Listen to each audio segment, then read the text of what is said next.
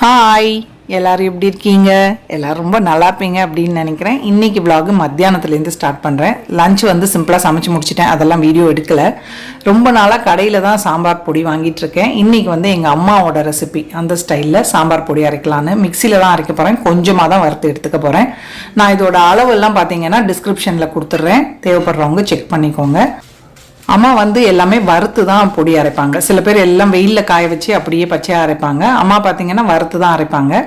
So முதல்ல என்ன பண்ணேன் அப்படின்னா, மிளகா வத்தல், அம்மா நார்மல் மிளகா வத்தல் தான் சேர்ப்பாங்க. நான் வந்து கலருக்காக கொஞ்சம் பேதகி சில்லி அதுவுமே கூட சேர்த்துருக்கேன். ஒரு 40 அளவுக்கு மிளகா வத்தல் பார்த்திங்கன்னா, பேதகி சில்லி ஒரு 10 சேர்த்தேன். பாக்கி நார்மல் மிளகா வத்தல் 30 அளவுக்கு எடுத்திருக்கேன்.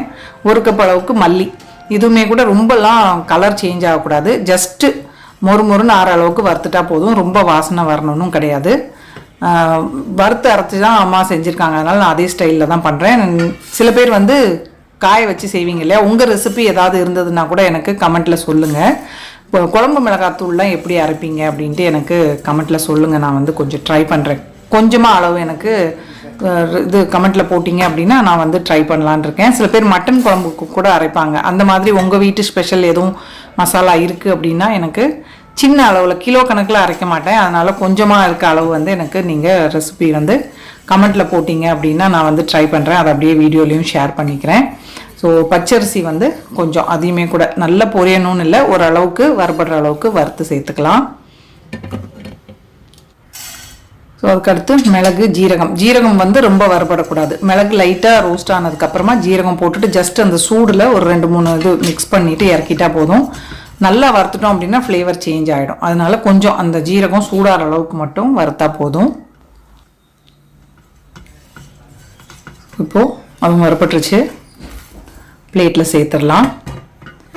இப்போது வெந்தயம், இதுவுமே கூட கலர்லாம் சேஞ்ச் ஆக வேண்டாம், லைட்டாக வாசனை வர்ற அளவுக்கு வறுத்துட்டு சேர்த்துக்கலாம். கூடவே கடுகும் நல்லா கொஞ்சம் டப்புன்னு பொரிய ஆரம்பித்ததும் எடுத்துடணும். ஸோ இப்போ இது கூடவே பார்த்தீங்கன்னா அது 2 வறுபட்டதுக்கப்புறமா கொஞ்சமாக மஞ்சத்தூளும் பெருங்காயமும் சேர்த்து ஸ்டவ் ஆஃப் பண்ணிட்டேன். நல்லா மிக்ஸ் பண்ணிவிட்டு அதையும் இது கூட சேர்த்துடலாம்.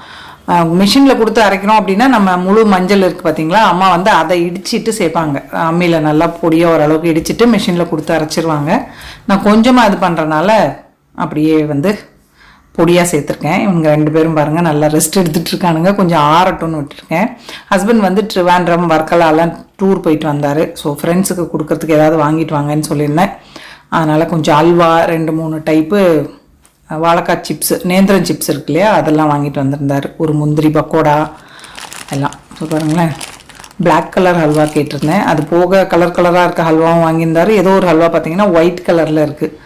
ஸோ ஒரு 3 டைப் அல்வா வந்து வாங்கிட்டு வந்திருந்தார். இந்த பைனாப்பிள் போட்டு வச்சுருந்தேன் பார்த்தீங்களா, இது வந்து இதுதான் நான் ஃபஸ்ட்டு டைம் ட்ரை பண்ணுறேன். கேரளா போனப்போ வாங்கி சாப்பிடுவேன், எனக்கு ரொம்ப பிடிக்கும்.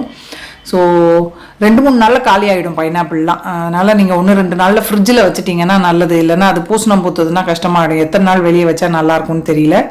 நான் கை போட்டு வேற எடுத்துட்டேன், அதனால் கையெல்லாம் யூஸ் பண்ணாமல் டாங்ஸ் வச்சு எடுத்தோன்னா ரொம்ப நாள் வரும் அப்படின்னு நினைக்கிறேன். ஸோ இன்றைக்கி லஞ்சுக்கு பார்த்தீங்கன்னா சேனக்கிழங்கும் கடலைப்பருப்பு போட்டு தேங்காய், கொஞ்சம் கரம் மசாலாலாம் அரைச்சி ஊற்றி ஒரு குழம்பு, கொஞ்சம் மட்டன் குழம்பு டேஸ்ட்டில் இருக்கும். கீரை பொரியல், தயிர் நல்லா நிறைய ஊற்றி வச்சுருந்தேன் வீட்டிலேயே நேற்று பால் காய்ச்சி. அவ்வளோதான் இன்றைக்கி லஞ்சுக்கு. ரைஸ் இது வந்து நான் காலையிலேயே சீக்கிரமாகவே சமைச்சு வச்சுட்டேன். இன்றைக்கி காலையில் பிரேக்ஃபாஸ்ட்டுக்கு பார்த்தீங்கன்னா தோசை, கார சட்னி. ஸோ அதெல்லாம் வீடியோ எடுக்கலை, சமையல்லாம் முடிச்சுட்டு தான் இந்த வேலை ஸ்டார்ட் பண்ணுறேன். ஸோ நம்ம வறுத்து வச்சது நல்லா ஆறிடுச்சு. முதல்ல மிளகா வத்தலை மிக்சி ஜாரில் சேர்த்துட்டு நல்லா பொடிச்சதுக்கப்புறமா வறுத்து வச்சதையும் சேர்த்து நல்லா நம்ம அரைச்சிட்டு ஜலிச்சு வச்சிட்டோம் அப்படின்னா சூப்பராக இருக்கும். இது எனக்கு கிட்டத்தட்ட 1 மாதத்துக்கு வரும். டெய்லி ஒன்றும் சாம்பார் பண்ண போகிறது இல்லை இல்லையா, அதனால் அம்மா பார்த்தீங்கன்னா 1 வருஷத்துக்கு அரைச்சி தருவாங்க இருந்த வரைக்கும். அம்மா இறந்து போனப்பவுமே பார்த்தீங்கன்னாலும் ஒரு 7-8 மாதம் வரைக்கும் அவங்க அரைச்சி கொடுத்த மசாலா இருந்தது. அதுக்கப்புறம் நான் சாம்பார் பொடின்னு வீட்டில் அரைக்கவே இல்லை. சரி, ரொம்ப அம்மா ஞாபகமாகவும் இருந்தது. சரி அரைக்கலாம் அவங்க ரெசிபி வச்சு அப்படின்னு சொல்லிட்டு தான் இன்றைக்கி அரைச்சிட்ருக்கேன். இதை நல்லா ஜலிச்சு எடுத்துடலாம். இப்போ டெய்லி வீடியோ வேறு போட மாட்டேங்கிறேன் பார்த்தீங்களா, எனக்கு நான் பண்ணுற வேலையை ரிப்பீட்டடாக பண்ணுற மாதிரி இருக்குது. முதல்லலாம் பார்த்தீங்கன்னா ரிலேட்டிவ்ஸ் வீட்டுக்கு போவோம் எல்லாம். இப்போ எல்லாருக்கும் அவங்கவுங்க பர்சனல் ப்ராப்ளம்ஸ், அதனால ரொம்ப யாரையும் விசிட் பண்ணுறதும் கிடையாது.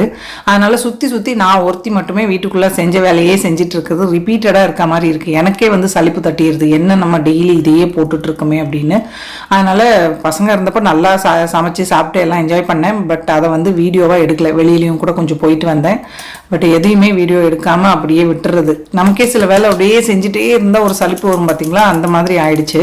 அதனால தான் நடுவில் ரொம்பவே பிரேக் எடுத்துக்கிறேன். இப்போல்லாம் செய்யக்கூடாதுன்னு நினைப்பேன், பிரேக் எடுக்கக்கூடாதுன்னு, ஆனாலும் முடிய மாட்டேங்குது.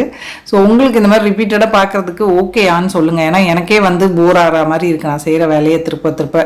சில பேர் நிறையா கார்டனிங் பண்ணுவாங்க, வேறு என்னென்னோ செய்வாங்க. எனக்கு அந்த மாதிரியான ஒரு எதுவுமே கிடையாது. வீட்டை மெயின்டைன் பண்ணுறது, நாய்க்குட்டியை பார்த்துக்கிறது, அந்த மாதிரி இதோடு தான் என்னோட லிமிட்டடாக தான் என்னோட இது. அதனால் எனக்கே வந்து சில டைம் போர் அடிக்கும். அதனால் என்ன பண்ணுவேன், கடகடன் வீடியோலாம் எடுக்காமல் செஞ்சேன் அப்படின்னா ஒரு அரை மணி நேரம் இல்லைன்னா 40 நிமிஷத்துக்குள்ளே கிச்சனில் வேலையை முடிச்சுட்டு ஓடி போயிடுவேன். வீடியோ எடுக்கணுன்னா தான் இங்கே அங்கே ட்ரைபாட் வச்சு எல்லாம் பார்த்து கொஞ்சம் பாத்திரங்கள்லாம் அழகாக வச்சு அந்த மாதிரி எல்லாம் வேலை பார்க்கணும். இல்லைன்னா ஒரே இதை கழுவி டக்குன்னு சமைச்சு முடிச்சிருவேன். ஸோ அந்த மாதிரி தான் போயிட்டுருக்கு. எனக்கே வந்து மோட்டிவேஷன் தேவைப்படுது. ஸோ நீங்களாம் முடிஞ்சதுன்னா கமெண்ட்டில் கொஞ்சம் மோட்டிவேட் பண்ணுங்கள், இன்னும் கொஞ்சம் நல்லா சுறுசுறுப்பாக வேலை பார்க்குறதுக்கு.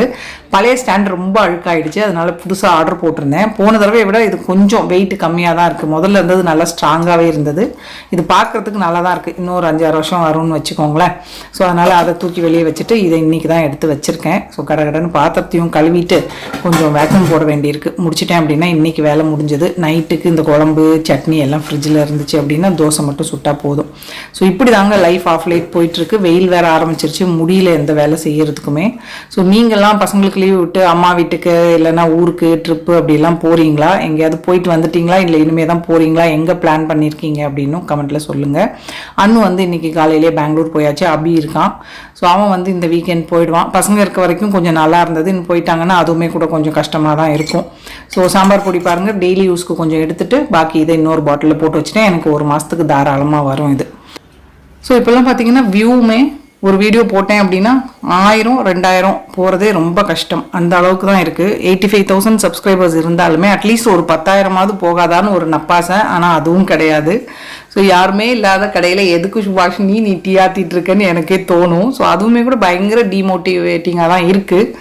ஆனாலும் சில டைம் இல்லை செய்யணும் அப்படின்ட்டு எப்போயாவது ஒரு இது வந்து தான் திருப்ப எடுக்கிறது.